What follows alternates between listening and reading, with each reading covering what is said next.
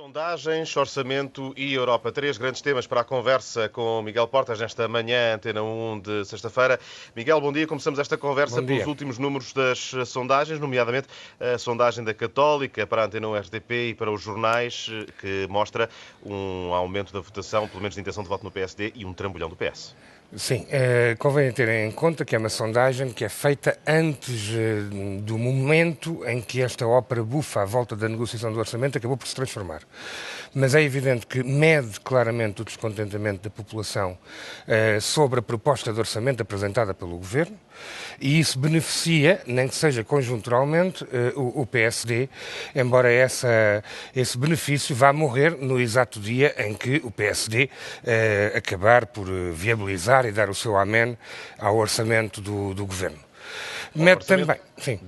Orçamento que agora tem, e entroncar a conversa precisamente por aí, orçamento que agora tem uma pequena janela aberta, aberta por José Sócrates, ontem em Bruxelas, para a possível viabilização, ou seja, é esse o caminho. A janela nunca esteve fechada, nem no momento em que formalmente as negociações romperam.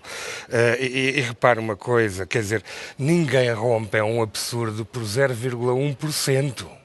Ou seja, PS e PSD têm um acordo sobre 99,9% do orçamento, ou seja, sobre tudo aquilo que é essencial. Cortes de salários, cortes de pensões, mais desemprego. Sobre isso não há dúvida nenhuma. Estão os dois no mesmo grupo, no mesmo pacote.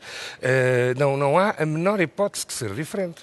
Mas o segundo absurdo é que o PSD diz que o seu voto vai depender da vontade dos mercados, de como os mercados evoluírem. Ora bem, os mercados sabem, tanto como o ouvinte ou como eu, que o PSD acabará por dar o seu amém. E, portanto, o que o PSD, com este espaço de alguns dias de incerteza, resolveu dar, foi dar a oportunidade aos especuladores para especularem durante alguns dias sobre os nossos impostos. Nada mais do que isto. Para sermos muito práticos, fazerem algum dinheiro, não deixarão de fazer, mesmo que saibam perfeitamente que o ok acabará por ser dado. É da ordem das coisas, não é porque o Presidente da República queira que seja diferente. Aliás, como toda a gente já percebeu, entre o Presidente da República e Pedro Passos Coelho, a relação não é exatamente a melhor e, portanto, é da vontade dos banqueiros e dos especuladores. Isso é evidente. E como é que um partido diz que o seu sentido de voto vai depender da opinião dos mercados? É uma coisa simplesmente extraordinária, só em Portugal. E o caminho do orçamento leva-nos, Miguel, até a Bruxelas, até a Estrasburgo, até à discussão europeia em volta dos orçamentos e esta cimeira europeia que hoje termina. Bom, eu diria que aqui em Bruxelas as coisas não estão muito diferentes do que aí em Portugal. Aqui em Bruxelas é assim, há um conselho, que é o Conselho das Sanções, que é qualquer coisa deste tipo. A senhora Merkel e o senhor Sarkozy assumem-se como uma espécie de chefes de família de uma grande família com 20 e tal rebentos que precisam de ser educados. E, portanto, se se portam mal, colocam-se na dispensa de castigo e também se corta a mesada. Basicamente é esta a concepção da Europa da senhora Merkel e do senhor Sarkozy. E é isto que se está a discutir hoje. Não é uma discussão nada insignificante. Quando os alemães e os franceses propõem a suspensão do direito de voto, é exatamente de colocar os filhos mal comportados na dispensa. Ou quando o Conselho Europeu propõe, e o governo português aceita, uma política de sanções, é como se fosse uma política de corte da mesada. Até porque estas sanções são completamente estúpidas. E esta iniciativa franco-germânica criou um pouco de mal-estar aí nos restantes países da União Europeia. Cria algum mal-estar, porque ninguém gosta. Uma coisa é o engenheiro Sócrates ou o Dr. Passos Coelho saberem que na Europa não contam muito. Outra coisa é serem tomados por adolescentes, que é uma coisa que fica mal. Portanto, a coisa evidentemente já não funciona da mesma maneira.